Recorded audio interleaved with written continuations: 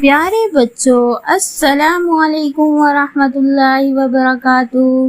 پیارے بچوں، ذرا بتائیے کہ آپ کو غصہ آتا ہے؟ اگر کسی نے آپ کو ڈانٹا ہو، آپ کی بات نہ مانی ہو، تو کیا آپ غصہ ہو جاتے ہیں؟ کیا آپ جانتے ہیں کہ غصے کے وقت ہمارے نبی صلی اللہ علیہ وسلم کیا کرتے تھے؟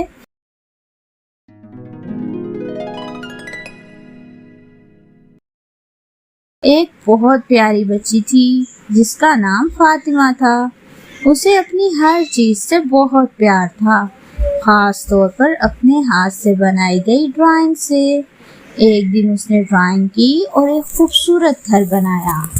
اس کی چھوٹی بہن زینب نے وہ ڈرائنگ پھاڑ دی۔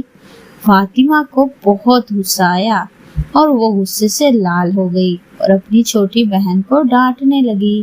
زینب، تم نے یہ کیا کیا ہے؟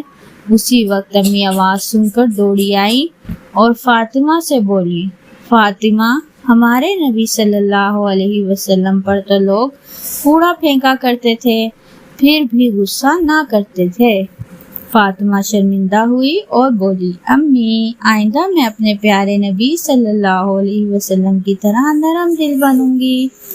پیارے بچوں، اللہ تعالیٰ فرماتے ہیں، وَالْكَاظِمِينَ الْغَيْظَ وَالْعَافِينَ عَنِ النَّاسِ۔ اللہ تعالیٰ ان لوگوں کو پسند کرتا ہے جو غصہ پی جاتے ہیں اور لوگوں کو معاف کرتے ہیں۔ تو پیارے بچوں، کیا آپ سمجھ گئے کہ اللہ تعالیٰ کون سے بچوں کو پسند کرتا ہے؟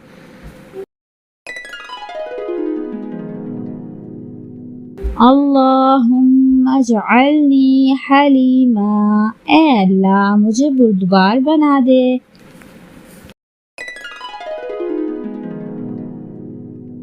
نبی کریم صلی اللہ علیہ وسلم نے فرمایا، اصل طاقتور وہ نہیں جو لڑائی کرے، بلکہ اصل طاقتور وہ ہے جو غصے پر قابو رکھے۔ تو پیارے بچوں، آج آپ کو بننا ہے اصل طاقتور اور غصہ کو رکھنا ہے قابو، لمبا سانس لے کر، پانی پی کر۔ انشاءاللہ کل پھر ملیں گے ایک نئے سبق کے ساتھ۔